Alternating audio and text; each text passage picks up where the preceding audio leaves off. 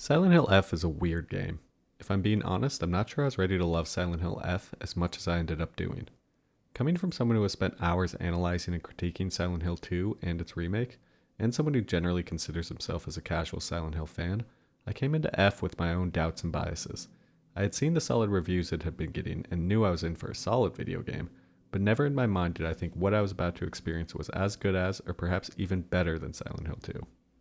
Silent Hill F not only surprised me, but it downright amazed me. Don't get me wrong, I do have critiques about it, which I will highlight in this video, but overall I think it'll go down as one of the most underappreciated titles of 2025. So with that being said, let's take a deep dive into Silent Hill F and find out, is it a banger?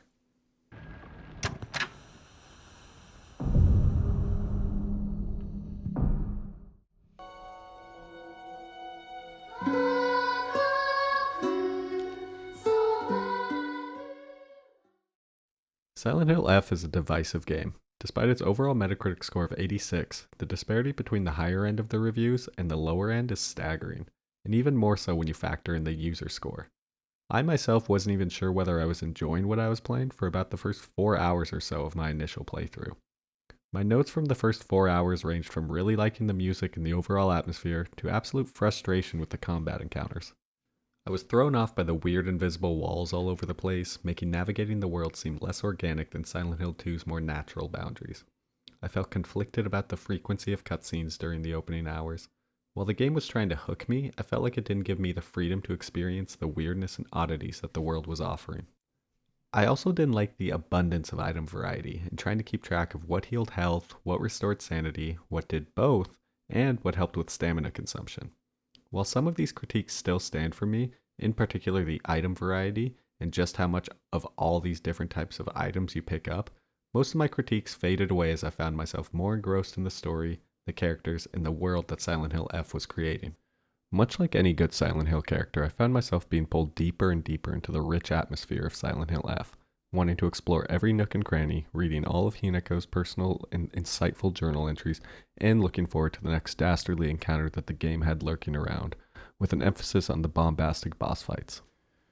There was actually an interesting phenomenon I experienced while making my way through the story. I found myself liking the dark otherworld shrine sections a lot more than the overworld town.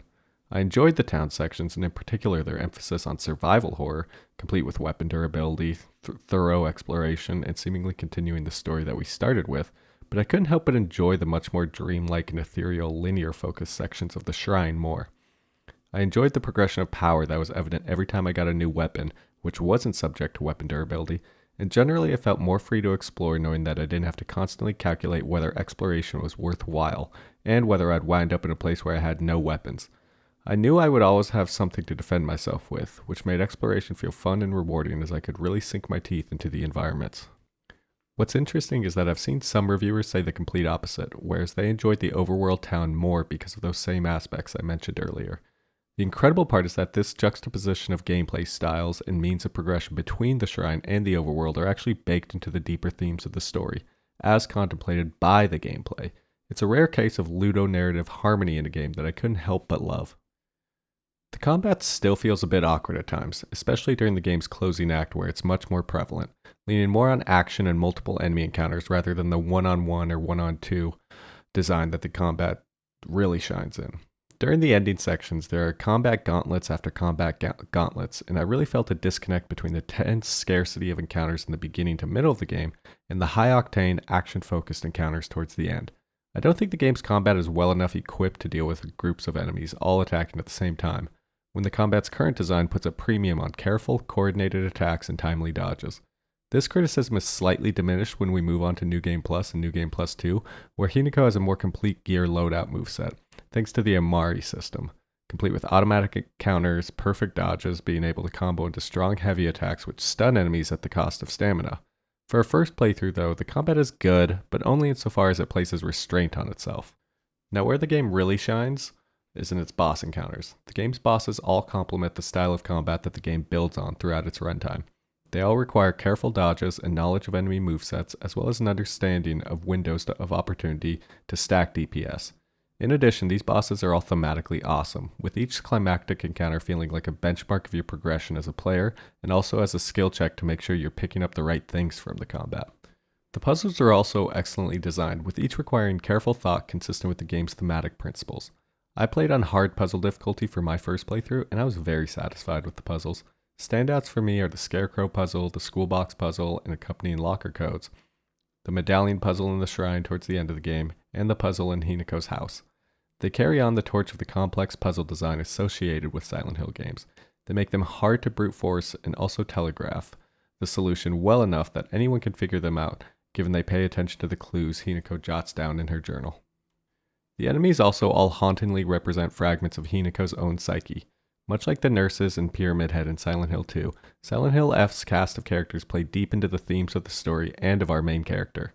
First, we have the basic mannequins wearing two faces and seemingly being pulled both forward and backwards in ways that makes it unclear to tell when they are facing you. This represents the main dichotomy of the game, that between the different versions of Hinako. Secondly, we have the mannequins dressed in school attire, who only move when you point the camera in a different direction. These enemies represent the ways in which Hinako's classmates would talk about her behind her back and move in the shadows. Then we have the lanky prowler type enemies, mostly seen in the shrine sections. I think these characters represent the embodiment of Hinako's perspective of men, as she has seen them throughout her childhood, mostly through her father's abusive behavior. We also have the giant mother-like entities spewing out enemies and blocking progression in many sections of the game until you have defeated them, which represent Hinako's perception of motherhood and being degraded into a grotesque baby spawner. We also have the hopscotch enemies with multiple faces, which pose less of a threat to the player, but when combined with other enemies, can make many encounters much harder. Now, when I finished the game for the first time, I knew that it was a great game. I particularly loved how Hinako's two versions of herself converged. It really felt like I was playing two separate games, and the game made clear that was the whole point, with Hinako struggling to decide between the version of herself which holds on to her childhood innocence and the version of herself which accepts this arranged marriage and the consequences and blessings that it provides. There is only one ending obtainable on a first playthrough, which sees Hinako struggle with the decision between her two selves and succumb to an addiction of the medicinal red pills, which up to that point had been a staple of gameplay and the game's health and focus system. The game ends with Hinako going on a murdering spree at her own wedding, with the only evidence of her being left being the red pills that the player had been taking the entire game up to that point. I also enjoyed how in the last boss, the emphasis on Hinako's addiction syncs up with the gameplay, with the player having access to basically unlimited number of red pills, with each one capable of fully healing the player's health and focus. It was also interesting how you seemingly can't die in this last encounter, as Hinako remarks about how she can't be beaten and won't quit. During this ending, Hinako tries to escape the shrine and is met outside by the divine version of herself, which seems to be setting up for another boss fight until...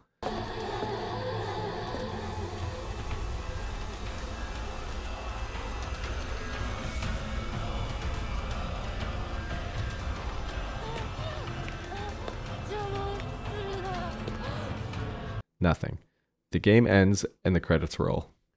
This whole ending is a huge tease, which definitely felt unsatisfying on my first playthrough. Akira Yamaoka's score begins to play, and again, it's an absolute banger, as could be said for most of the game's music. Yamaoka blends that creepy mix of haunting tracks so well with the hard rock-focused anthems. In fact, I almost forgot that Yamaoka was doing the soundtrack until I heard the guitar kick in during the credits, and then, yep, I knew clear as day.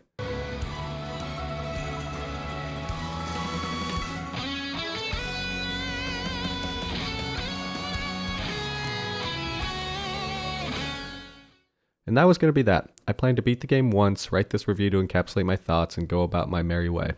That was until I began reading about the countless discourse surrounding the New Game Plus experience in Silent Hill F. The way people were talking about it made it seem like it was an almost integral part of the story. I didn't want to spoil anything for myself, but I assumed there would be maybe a new cutscene here or there, or a separate ending. So for the sake of thoroughness, I figured I'd rush through the game and determine myself whether New Game Plus really deserved the mantle of praise.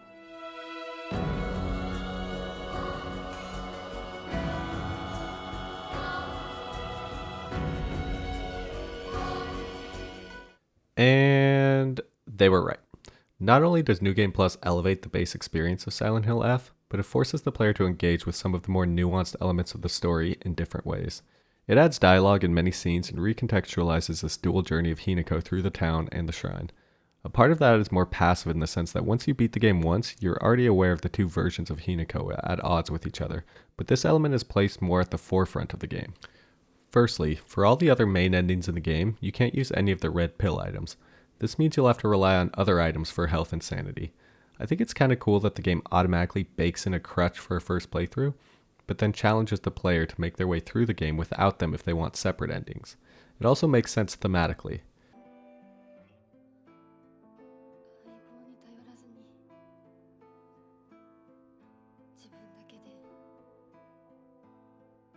While making your way through the beginning hours of the game, you will come across pictures which direct you to certain mementos to place on these shrines you may have noticed on your first playthrough.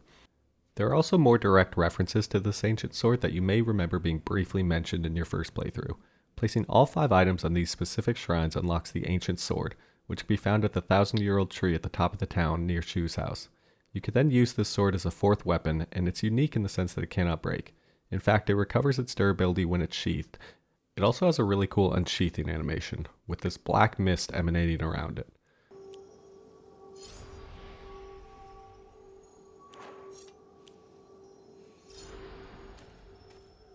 This is where the endings for New Game Plus also divulge into 2 separate paths, one for Ending 2 and one for Ending 3. Which ending you get depends on whether you choose to purify the sword. In order to purify the sword, you must first complete a puzzle completely new to New Game Plus in the Otherworld Shrine section. This whole new mini area that is accessible in Hinako's 4th or 5th, I can't remember, journey in the Dark Shrine.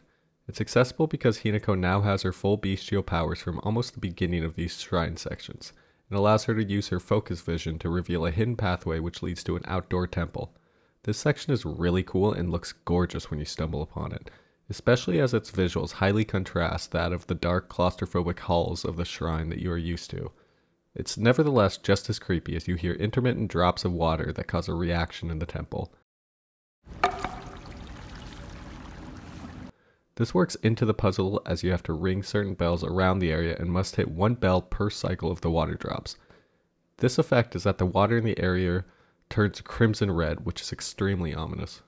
The effect of this in the outer world is that at the shrine near Shu's house, the water basin is now crimson red, which you can place the sword in it to purify it. This does have gameplay effects on the sword as well, as it not only repairs itself when it's sheathed, but you must use toolkits to repair its durability just like any other weapon. It can't break, but it does extremely low damage when using it at low durability. So if you choose to purify the sword, you go through the game as normal, with notable differences in the cutscenes, especially the one with Junko once you get to Hinako's residence, and the scene with Hinako's other half as she completes this section. You go all the way through to the end of the game, and fight an entirely new boss. This boss is awesome, and the arena you fight him in is equally as fantastic.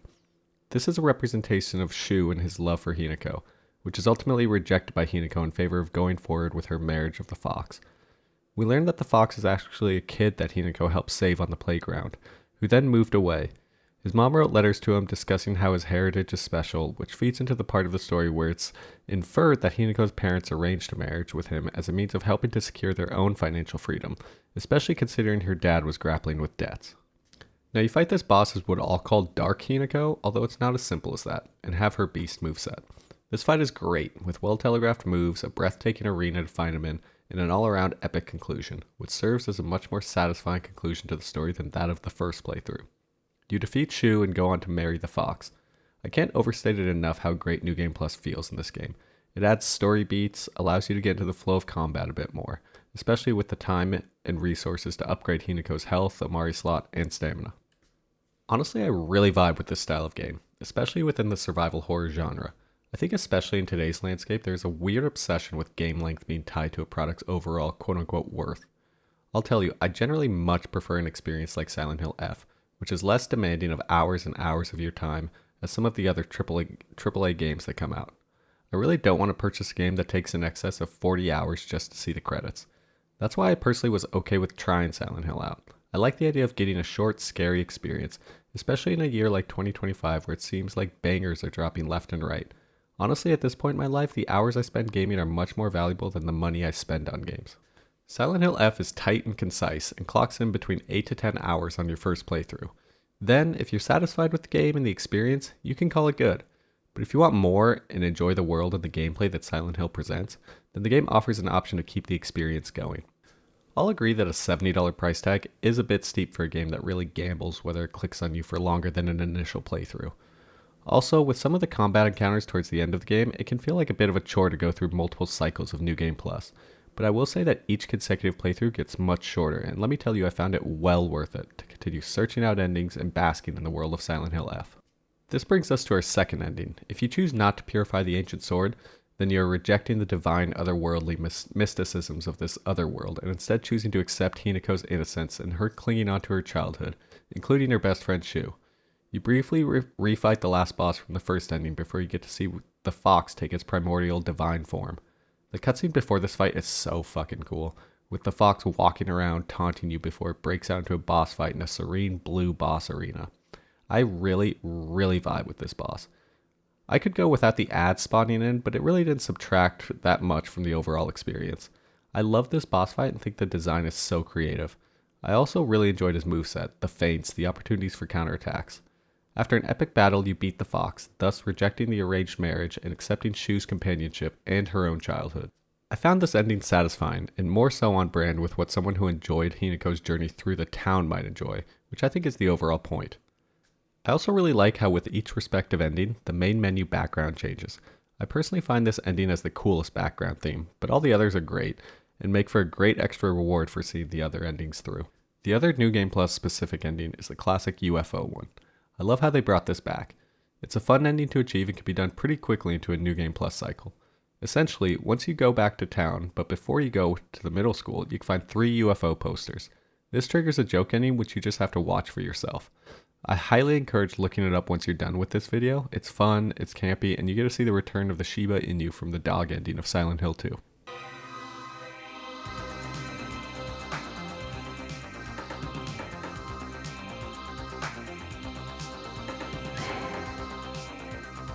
And with that, we've reached the end of Silent Hill F. I really enjoyed my time with this game and think it did a lot. Wait, what's this?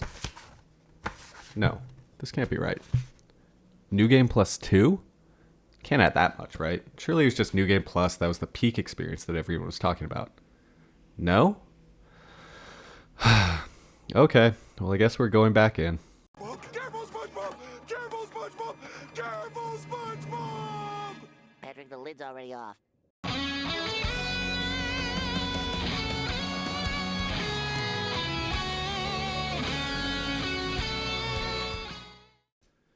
Despite feeling completely satisfied with the endings that New Game Plus presented, I still found myself drawn deeper into the world of Silent Hill F. I booted the game back up, except this time going for the full challenge of the Lost in the Fog action difficulty and puzzle difficulty. Narratively speaking, the other endings merely presented conditions in which Hinako makes a choice as to which version of herself would prevail and thus kill the conflicting version. It makes sense to have an ending focused on the acceptance of these two versions of Hinako, in which the two find harmony with their internal struggle against themselves, and that's exactly what New Game Plus 2 presents. The combat does get a bit old at this point, especially with many of the game's forced encounters. However, at the same time, I do feel like the combat does hit a good stride in this playthrough. Hinako is almost entirely geared up at this point, with 5 Omari slots to tweak, increased stamina and health, and I really enjoy tailoring with different builds as well. What I ended up landing on is a build in which counters were performed automatically and perfect dodges being able to be comboed into heavy attacks, which mimicked a focused attack. This made the combat flow much better, especially during the boss fights, which required longer periods of concentration thanks to the boss's additional health pools on the Lost in Fog difficulty.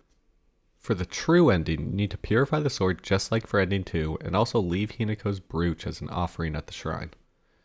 The culmination, though, is a final climactic boss fight. This is a 4-stage boss fight where you fight both the boss from ending 2 and the boss from ending 3, except with the mechanic where you fight the fox as the beast version of Hinako, and you fight Shu as the Outer World Hinako. This is in contrast to the New Game Plus endings where you fight the fox as Outer World Hinako and the other boss as a beast form, representing one version of Hinako prevailing over her ties to her other version. This time instead, each version of Hinako fights their own respective attachments, thus severing the cord that separates Hinako from her other self. It's powerful stuff. Also, when you beat one boss, there's an awesome perspective shift through the shallow water. Going through this gauntlet was amazing, and it's on par with any classic action game boss. There's a checkpoint when you beat each boss once, which helps, but it's still a grueling fight I found. On Lost in the Fog difficulty, this boss ended up taking me around an hour to beat, but it was an incredible experience to learn the boss attacks and perfectly dodge and counterattack.